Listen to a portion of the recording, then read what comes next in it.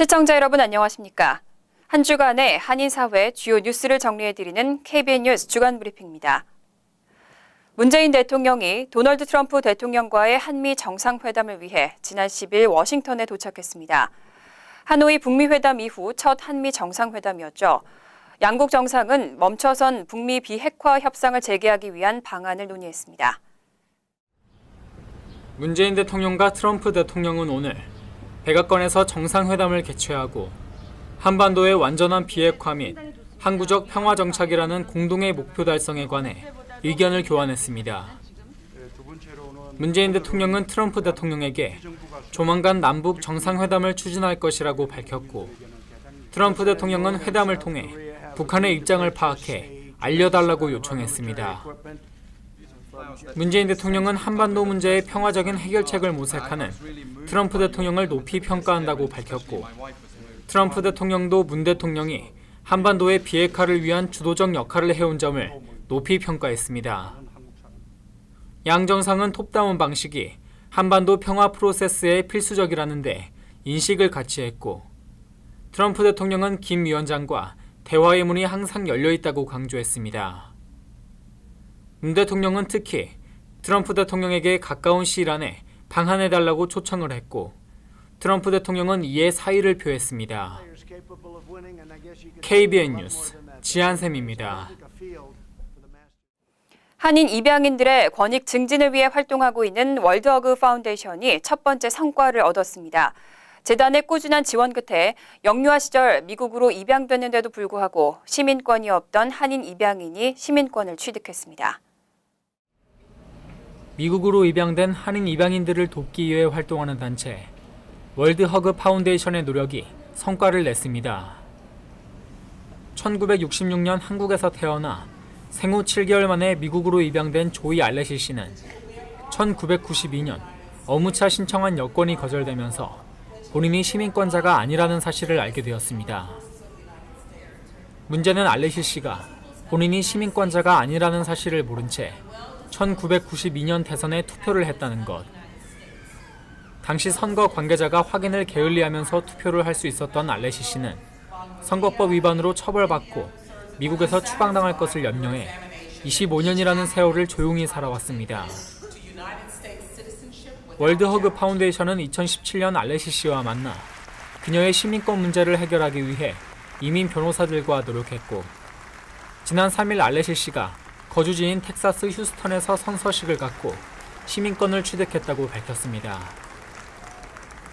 월드허그 파운데이션은 알레시 씨가 단체가 설립된 2017년 이후 시민권 문제를 해결해드린 첫 번째 수혜자가 됐다며, 시민권 문제로 불편을 겪고 있는 입양인들이 월드허그 파운데이션을 찾는데 용기를 낼 수 있는 소식이 되길 바란다고 말했습니다.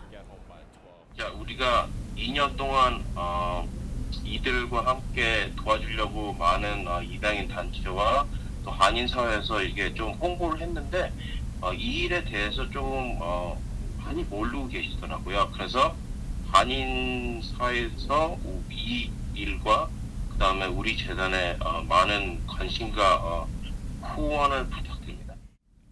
2001년 시민권법 개정으로 미국으로 입양되는 입양인들은 자동으로 시민권을 부여받게 됐지만, 법의 허점으로 인해 18,000명에 달하는 한인 입양인들이 여전히 시민권을 받지 못한 것으로 알려졌습니다.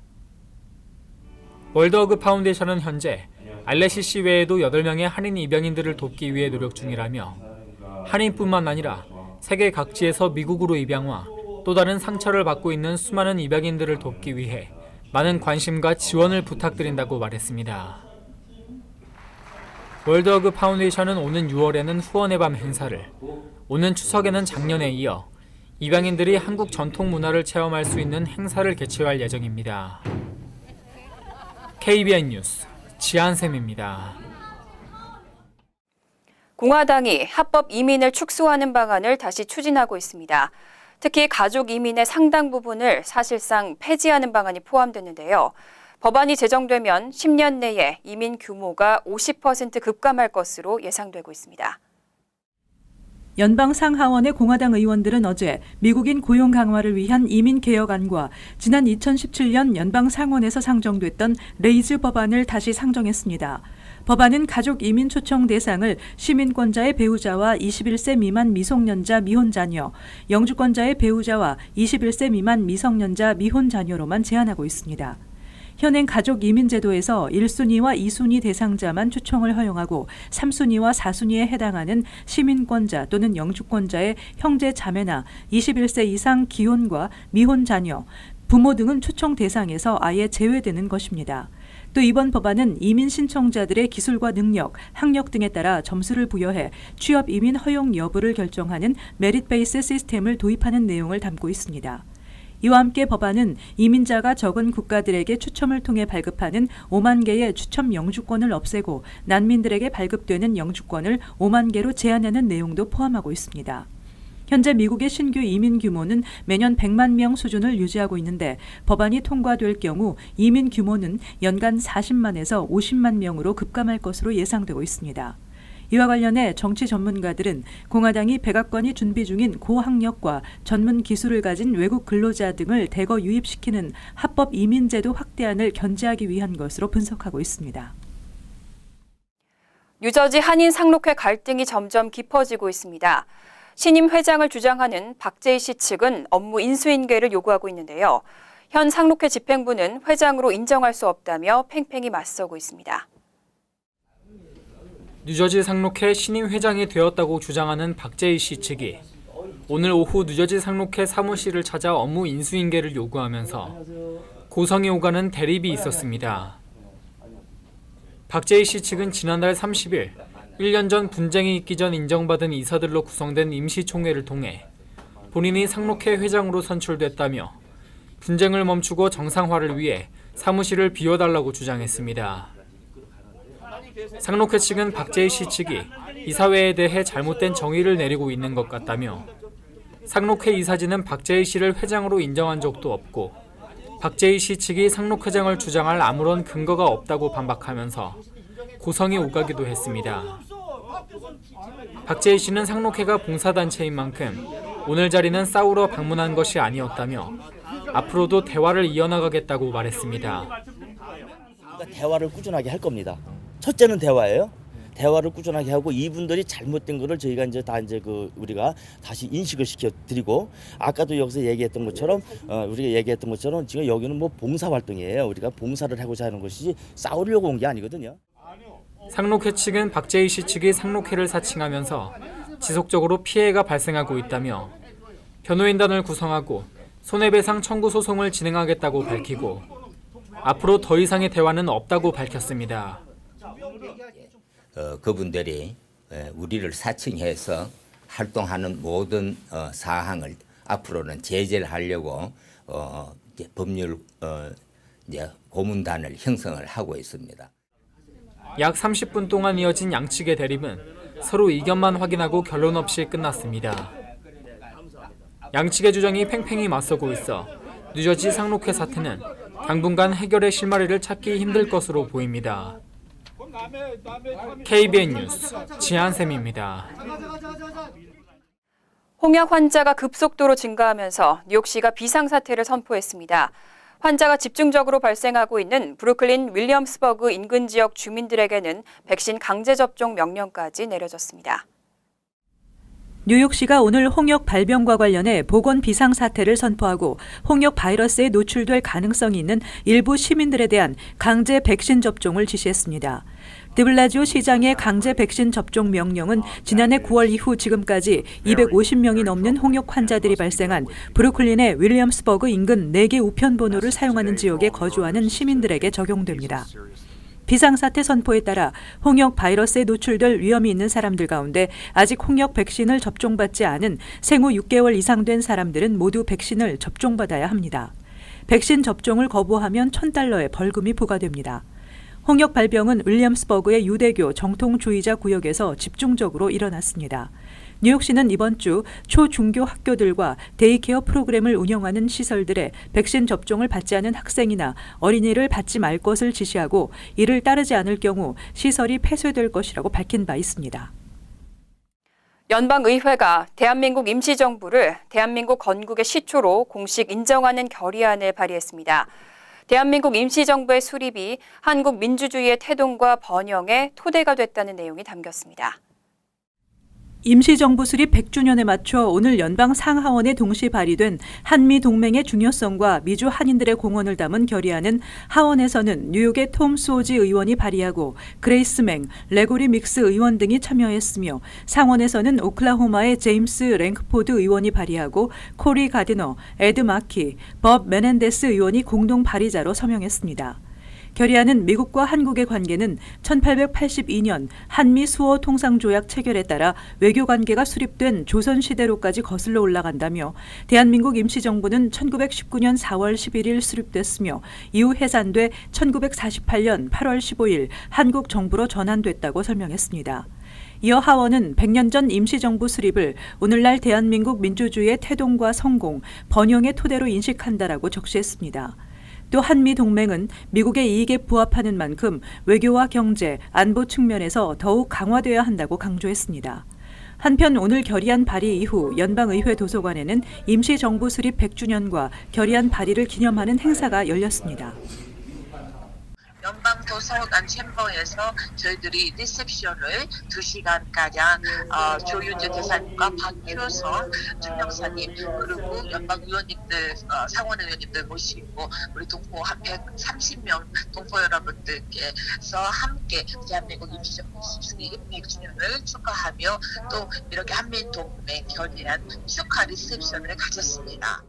기념식은 다민족으로 구성된 태권도 시범 등 다채로운 행사가 이어져 참석자들의 박수를 받았습니다. 뉴욕 한국문화원이 대한민국 임시정부 수립 100주년을 기념하는 특별 전시회를 진행하고 있는데요. 행사가 끝나면 130여 점의 전시 자료를 뉴욕 한인회 이민사 박물관에 기증하겠다고 밝혔습니다. 조윤중 뉴욕 한국문화원장은 김민선 뉴욕 한인 회장과 어제 3.1운동과 대한민국 임시정부 수립 100주년 기념 특별 전시자료 기증 협약식을 가졌습니다. 뉴욕 한국문화원은 진행 중인 3.1운동과 대한민국 임시정부 수립 100주년 기념 특별 전시자료를 행사 종료 이후 뉴욕 한인회 이민사 박물관에 기증하기로 했습니다. 이번에 기증되는 전시 자료는 사진 자료 100여 점, 역사 자료 20여 점, 디지털 자료 2점 등 총 130여 점으로 3.1운동과 대한민국 임시정부 수립의 역사와 미주 지역의 독립운동 역사를 한눈에 살펴볼 수 있는 역사 자료들이 대거 포함되어 있습니다. 조윤중 뉴욕 한국문화원장은 이번 전시에서 미국의 공립학교 학생들과 한인 학생들이 한국 역사를 배우는 뜻깊은 시간을 가졌고 가족 단위 이민 2, 3세대들의 관람객이 지속적으로 늘고 있어 전시 종료 후 뉴욕 한인회 이민사 박물관에서도 이 같은 열기가 이어질 수 있기를 희망한다고 밝혔습니다. 한국을 대표하는 미스터리 판타지 매직 스냅이 브로드웨이 무대에 오릅니다. 작품 스냅은 2016년 영국에서 최우수 마술 공연으로 그 작품성을 인정받은 바 있습니다. 스냅의 최종 리허설 현장에 지한샘 기자가 다녀왔습니다. 브로드웨이 42번가에서 가장 오랜 역사와 명성을 자랑하는 뉴 빅토리 극장과 파트너십을 맺고 있는 뉴욕 한국문화원이 내일부터 28일까지 한국 공연단체 그루잠 프로덕션의 마술 작품 스냅을 무대에 올립니다. 스냅은 2016년 영국 에든버러 초연에서 호평받으며 브로드웨이 선정 최우수 마술 공연으로 꼽히고 2018년에는 공연계의 칸 영화제인 캐나다 시나르 비엔날레에 한국 최초로 초청되는 등 그 작품성을 인정받고 있는 공연으로 예술 공연의 중심지인 브로드웨이에서 개최되는 한국 작품으로는 지난 2004년 난타에 이어 16년 만입니다. 어제 리허설을 통해 무대를 점검하고 뉴욕 주민들에게 첫 선을 보인 그루잠 프로덕션은 이번 공연이 관객들의 상상력을 자극시키고 신비한 마술로 소통하는 시간이 되길 바란다며 최고의 무대를 선보이기 위해 무대 준비에 힘쓰고 있다고 말했습니다. 저희 공연 역시도 마술과 환상을 기반으로 사람들이 꿈꾸고 바라는 환상을 무대 위에 가장 현실적인 방법으로 옮기고 있습니다. 그래서 이런 부분들이 일반적인 연극이나 무용 공연에 비해서 사람들이 좀 더 직관적으로 공감을 많이 사는 부분인 것 같습니다. 한순간 한순간 정말 중요하게 임하고 있습니다. 그래서 더 사람들한테 저희가 준비한 것들 더 많이 보여드리고 저희가 하고 싶었던 것들 더 많이 보여드리면서 감동 드리려고 저희 많이 준비해서 노력하고 있습니다. 스냅은 일반적인 마술 공연과는 다르게 동화적이고 몽환적인 스토리라인과 재치 있는 마임, 신체극, 미디어 아트를 활용한 공연으로 장난꾸러기 트릭스터들이 시공간의 문을 만나 드리머, 연금술사, 플로리스트 등 신비로운 인물들이 있는 환상세계로 떠나는 이야기를 담고 있습니다. 스냅은 이번 뉴욕 공연 후에는 대만, 러시아, 중국 등의 해외 공연을 펼치고 올 가을부터는 미국 투어를 진행하게 되며 뉴욕 브로드웨이의 스냅 상설 전용 극장 오픈을 계획하고 있습니다. 본 공연 티켓이나 자세한 문의는 뉴 빅토리 극장과 뉴욕 한국문화원 웹사이트를 방문하시면 됩니다. KBN 뉴스 지한샘입니다. 유력한 여론조사 업체인 모닝컨설트가 미국에서 가장 사랑받는 25개 브랜드를 발표했는데요. 삼성전자가 12위에 올랐습니다. 특히 미국 외 브랜드로는 1위를 차지하면서 미국 내에서 탄탄한 브랜드 입지를 구축했다는 평가를 받고 있습니다. KBN 뉴스 주간 브리핑 여기서 마칩니다. 시청해주신 여러분 고맙습니다.